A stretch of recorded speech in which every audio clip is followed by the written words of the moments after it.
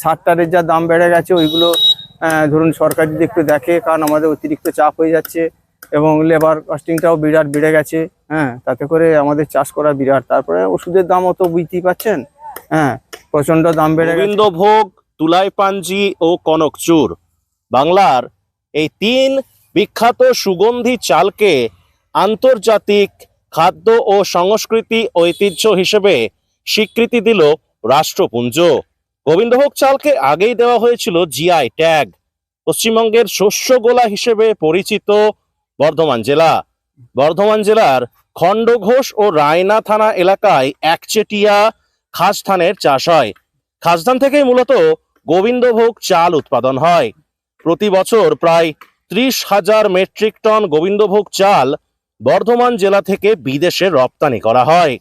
বাংলার তিন সুগন্ধি চালকে হেরিটেজ স্বীকৃতি দেওয়াতে খুশি কৃষক মহল। মনে করা হচ্ছে আগামী দিনে গোবিন্দভোগ চালের চাহিদা আরও বাড়বে, ফলেই সমৃদ্ধ হবে গ্রাম বাংলার গ্রামীণ অর্থনীতি। নমস্কার, অন্নদাতা কৃষক বেঙ্গল কৃষি নিউজের পক্ষ থেকে আমি রামকমল চ্যাটার্জি আজ ধান চাষের ও চাষিদের বর্তমান অবস্থা পরিদর্শন করতে এসেছি বাঁকুড়া জেলার ইন্দাস থানা অন্তর্ভুক্ত পাটরাই গ্রামে। এই মুহূর্তে বীজতলা থেকে বীজতলা তুলছেন একজন কৃষক বাবুকে আমরা পেয়েছি। নাম অমিয় বলে। নমস্কার অমিয় বাবু, পাটরায়ের চাষি আপনি। গোবিন্দভোগ যে চাল উৎপাদন হয় হচ্ছে খাস ধান থেকে, খাস ধানের চাষ করা হয় নাকি? হ্যাঁ, চাষ করা হয়। খাস ধানের চাষ করেন। গত বুধবার দিন রাষ্ট্রপুঞ্জ গোবিন্দভোগ চালকে হেরিটেজ স্বীকৃতি দিয়েছে, কি বলবেন এ ব্যাপারে? হ্যাঁ, ঠিক আছে, এটা দিয়েছে, ঠিকই করেছে। এবারে ধরুন আমরা চাষবাস করছি যাতে আমাদেরকে সুবিধা সুযোগ করে সরকার। সারটারের যা দাম বেড়ে গেছে ওইগুলো ধরুন সরকার যদি একটু দেখে, কারণ আমাদের অতিরিক্ত চাপ হয়ে যাচ্ছে এবং লেবার কস্টিংটাও বিরাট বেড়ে গেছে। তাতে করে আমাদের চাষ করা বিরাট। তারপরে ওষুধের দামও তো বুঝতেই পাচ্ছেন, প্রচন্ড দাম বেড়ে গেছে। এতে করে আমাদের প্রচুর খরচাও আছে, বুঝতে পারছেন। তবে হ্যাঁ, সরকার যদি এটা আমাদের ব্যবস্থা রাখে যে ধান চাষটা ধরুন যদি করে যদি আমরা এরকম একটা মোটামুটি, আগে গত দিনে তো এই বাজারটা আমরা পাইনি। গত বছর থেকে মোটামুটি যে বাজারটা হচ্ছে, এরকম বাজারটা থাকলে বা ইয়ে হলে আমরা উপকৃত হব। তবে আপনারা একটু দয়া করে আমাদের দিকেও লক্ষ্য রাখবেন কৃষকের প্রতি, যাতে করে আমরা চাষটা সুবিধা সুযোগ আপনারা দেন, তাতে করে আমরা চাষটা করতে পারি। এইটুকু আপনাদের কাছে আমার অনুরোধ। গত মরশুমে মানে এই মরশুমে খাস ধান চাষ করেছিলেন? হ্যাঁ, করেছিলাম। কতটা বললেন? 3 বিঘা নাকি? হ্যাঁ, 3 বিঘার মতো। বিক্রি করে দিয়েছেন না আছে? বিক্রি করা হয়েই গেছে। ধরুন কিরকম কি দাম পেলেন? ধরুন ওই 3,500 4,000 এরকম দামে। কত ওটা কোয়ান্টিটি? ওটা ধরুন ওই আপনার বস্তা? হ্যাঁ, বস্তা 60 কেজি বোধহয় থাকে নাকি? হ্যাঁ, 60 কেজি। আপনার 8টা করে আমাদের মাঠে ফলন হয়েছে। এই বছর তো পড়েও গেছিল কিছু ধান, ক্ষয়ক্ষতি হয়েছে। আর যেগুলো আগের সেই আপনার ইয়ে ধান, সেগুলো মোটামুটি হয়েছে। তাতে করে মোটামুটি যা বাজারটাও আছে, তাতে করে আমরা একটা মোটামুটি একটু ইয়ে হয়েছি, আমরা বুঝতে পারলেন।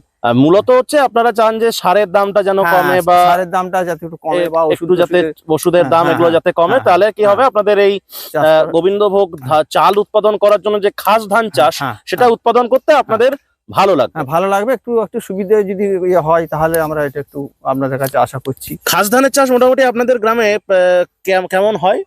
ধরতে পারেন আপনার 75%। 75%। আর এখন তো বোধহয় যে বীজতলা তুলছেন দেখতে পাচ্ছি, এখানে তো পাড়ে জমা করছেন, এটা তো বড় বোধহয়। এটা বড় ধান।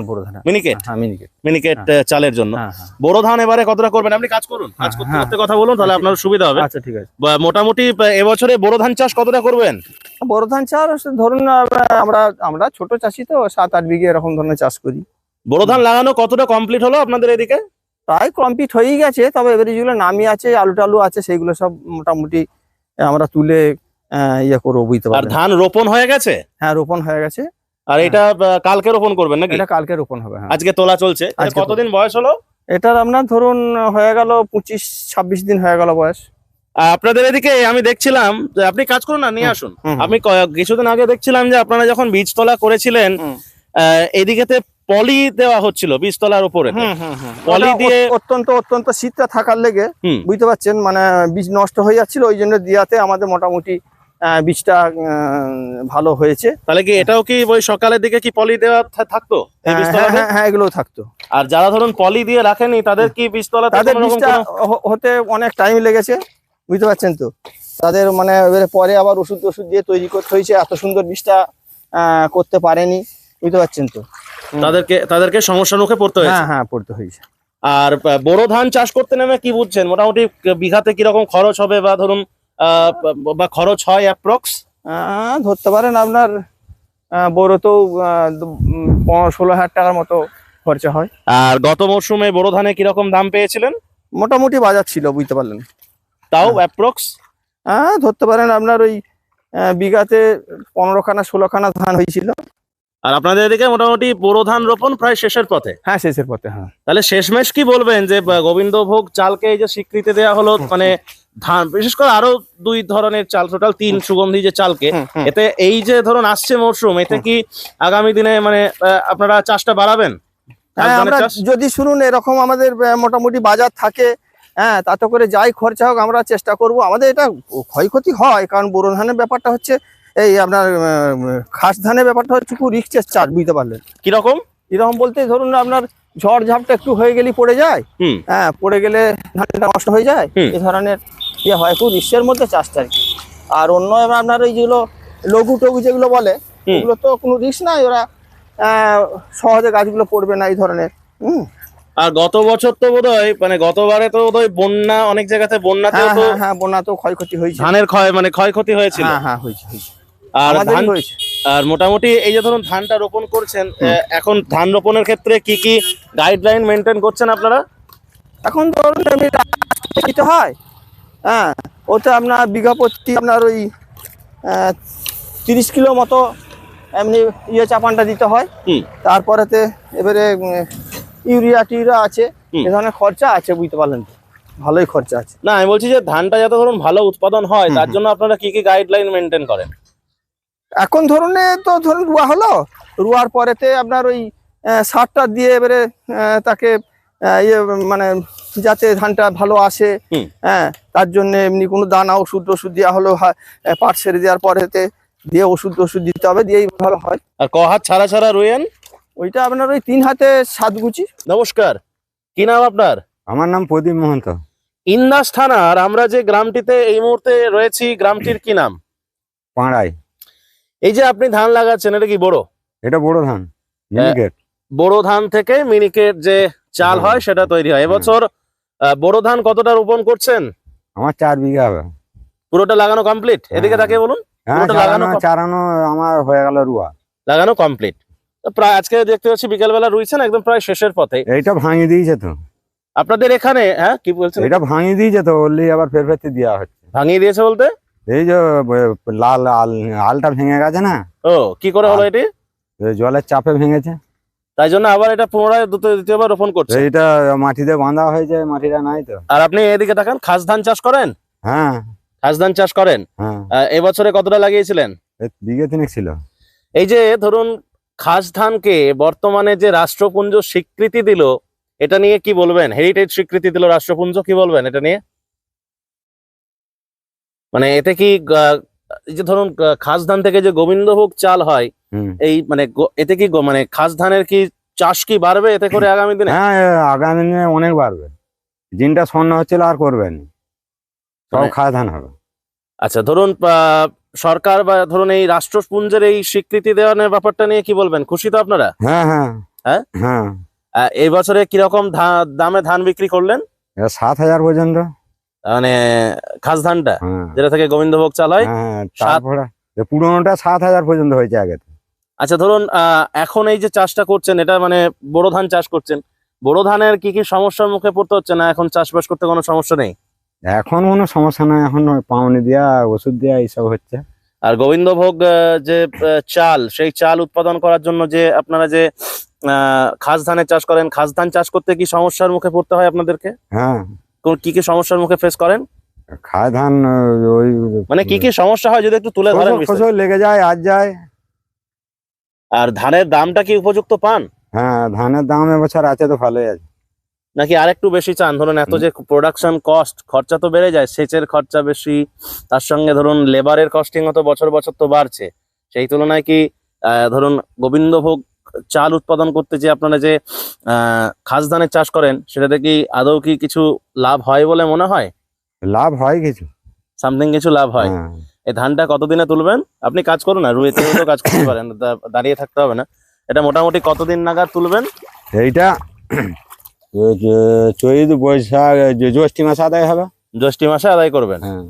আর আমরা যে এই যে ধরুন দেখতে পাচ্ছি, যেদিকেই তাকাচ্ছি ধানের জমি আর জমি, এগুলো মোটামুটি সবই কি বোরো ধান? সব বড় ধান। ধান লাগানো কতটা কমপ্লিট হয়ে গেছে আপনাদের গ্রামে? আমাদের গ্রামে যা যে ছিল সব সেরেলেই যেত। হ্যাঁ, সারা হয়েই যেত। শেষের পথে। হ্যাঁ। আমাদের দর্শকদের উদ্দেশ্যে কি বলবেন আপনাদের এই ধান চাষ নিয়ে, বা আপনাদের গ্রামে কি ধান চাষ কি বেড়েছে গত বছরের তুলনায়? বোরো ধানের চাষ কি বেড়েছে গতবারের তুলনায়? হ্যাঁ, একটু বেড়েছে। কেন? ওই দোমাট গুলো বেড়েছে। কি জন্য? ওই আজ আলু বাড়ি ছিল, ওইগুলো হয়নি তো সব বছর। আলু আলু আলু মানে ভাঙিয়ে দিয়েছে নাকি? মানে পোকড়াচ আলু তুলে নিয়েছে, হ্যাঁ, দিয়ে পোকড়াচ আলুটা তুলে এখন সব ধান লাগানো হচ্ছে। বোরো ধান, তারা বোরো ধান লাগাতে ব্যস্ত। হ্যাঁ, বেশ বেশ বেশ ওইগুলো বড় ধান লাগাচ্ছে। বেশ। আর আপনি ধান ছাড়া আর কি চাষ করেন? ধান, আলু, সরষে। আর আপনাদের এদিকে যে ওই খাস ধানের চাষ কি এবছর তাহলে বাড়বে মনে হচ্ছে? খাওয়া ধানের চাষ বাড়বে। কি জন্য? ওই স্বর্ণ ধানের দাম নাই। বলুন বলুন। স্বর্ণ ধানের দাম নাই, খাটালি বেকার হচ্ছে। হুম। বললেই খাওয়া ধানটাই পয়সা বেশি। হুম। বললেই খাওয়া ধানটা করছে তো। খাস ধানের, স্বর্ণ ধানের কিরকম বাজার যায়? এই তো 1100 টাকা। 1100 টাকা? কত কোয়ান্টিটি কত? 1100 টাকা বস্তা। মানে 2200 টাকা কুইন্টাল। 2200 টাকা কুইন্টাল। আর তার থেকে মানে খাস ধানেতে প্রফিটটা ভালো থাকে নাকি? হ্যাঁ। এটা ক হাত ছাড়া ছাড়া বসাচ্ছেন আপনারা? এইটা হাতে 7 গুছি কাটা হয়। মানে বুঝলাম। এই 7 গুছি দেওয়া হয় 3 হাতে। 3 হাতে 7টা করে গুছো দেওয়া হয়। হ্যাঁ। আর এই বীজতলাটা মোটামুটি কতদিন আগের হয়েছিল, বা বয়স কতদিন হলো এই যে ধানটা রোপণ করছেন এটার? মানে বীজটা প্রায় 2 মাসই হয়ে গেছে। 2 মাস হ্যাঁ। দেরি করে বসাচ্ছেন নাকি? হ্যাঁ। এই যে ধরুন ভাঙিয়ে আবার যে এই নতুন ঠান্ডার লেগে হয়নি তো। হুম? বীজটা ঠান্ডার লেগে হয়নি তো বছর। বীজটা কি পলিথিন দিয়ে বীজতলাটা করতে হয়েছিল? না, পলিথিন দিয়ে আমরা করিনি বলেই হয়নি। এ মা। যারা করেছিল হ্যাঁ পলিথিন দিয়ে, হ্যাঁ। তাদের বীজ ভালো হয়েছে। আর আপনি পলিথিন দিয়ে করেননি বলে বীজটা ভালো হয়নি। সবাই পলিথিন দিয়ে করেনি বছর। কিন্তু আপনাদের এদিকের গ্রামেতে আমি দেখছিলাম যে মানে বেশিরভাগই পলিথিন দিয়েই সবাই দেখছিলাম যে বীজতলাটা করেছে। পলিথিন বেশিরভাগ দিয়ে যায়, কথাগুলো দেয়নি। মনে করছে হয়ে যাবে অন্য বছরের মতো, ও। বললেই পলিথিন দেয়নি সবাই। আর ধান চাষ নিয়ে সরকারকে কিছু বলতে চান? এদিকে তাকিয়ে বলুন। এক মিনিট। আমরা কি বলবো? না, আচ্ছা, কৃষক হিসেবে কিছু বলার আছে? আমাদের কিছু বলার নাই। ধান চাষ করতে কোনো সমস্যা, বা যাতে ধানের দাম বাড়ে বা এসব নিয়ে কিছু বলার নেই? মানে আপনারা কি ধান চাষ করে ঠিকঠাক দাম পাচ্ছেন? আমি সেটাই জিজ্ঞেস করছি। ঠিকঠাকই পাচ্ছে, সব মেরে দিচ্ছে তো যেতে যেতে। ধান এখান থেকে আলাদা ভাবে নিচ্ছে, আবার ওরা আবার নিয়ে আবার একটা লাভ করছে। গত সিজনের ধান কি বিক্রি করে দিয়েছেন, না এখনো ঘরে রাখা আছে? না, বিক্রি হয়ে গেছে। লাস্ট কি দামে বেচলেন? আমরা 5000 করে দিন। 5000 কুইন্টাল? 5000 টাকা বস্তা, 60 কেজি। 5000 টাকা বস্তা, 60 কেজি। ও, কি ধান ছিল ওটা? খায় ধান। খাস? হ্যাঁ। ও বাহ। তো দর্শক বন্ধু, দেখতেই পেলেন যে ইন্দাসের কৃষক বাবু ধান চাষ নিয়ে আমাদেরকে কিছু তথ্য দিলেন। ভিডিওটা কেমন লাগলো একটু কমেন্টে লিখুন, আর চ্যানেলটা প্রথম থেকে থাকলে একটু সাবস্ক্রাইব করে পাশের বেল আইকনটা ক্লিক করে অল করে দিন, আর ফেসবুক পেজটাকে ফলো করে নিন। দেখা হচ্ছে আপনার সঙ্গে পরের ভিডিওতে। ভালো থাকবেন, সকলকে ভালো রাখবেন।